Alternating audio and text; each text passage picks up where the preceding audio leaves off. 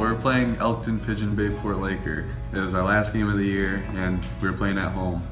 So it's a long game. We're just like, everyone's exhausted by this point, and everyone's just like, we're going back and forth. So there was a little bit of chippiness, I guess, and it was between one of our starters, Caleb Himmler, and I don't know who it was on their team. Not very familiar with them, but so the ref thought he heard Caleb swear, which we didn't understand at first because we heard what Caleb said on the field, and he told them to go feed their pigeons, which we didn't really get why that was a big deal at the time.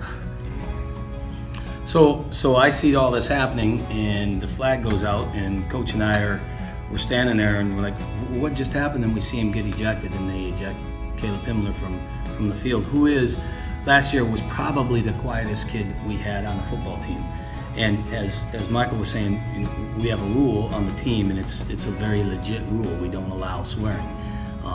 Granted, something may happen that I'm not aware of when it's out on the field, but at our practices, on our sidelines, coaches and players, and if that happens, you're running. And it's happened once with one player last year and once with one coach last year, and they both ran and they both did down-ups for that, and that ended that. We didn't have a problem. So of all the people that we would expect to not get penalized for swearing, and he used an F-bomb on the field, at least that's what they said, we were really surprised that it was Caleb. So I go out on the field and he's walking off, and I say, Caleb, what did you do? He said, I didn't do anything. It's what their guy said to me. I just turned around and had something to say back. And I said, well, what did you say? He said, Coach, I told them to go feed their pigeons. Well, that was kind of the perfect storm of the fact that since we don't swear, most of the time when I have a problem or a kid not thinking well, one of my terms is, you're being a pigeonhead. Get over here, you're just being a pigeonhead.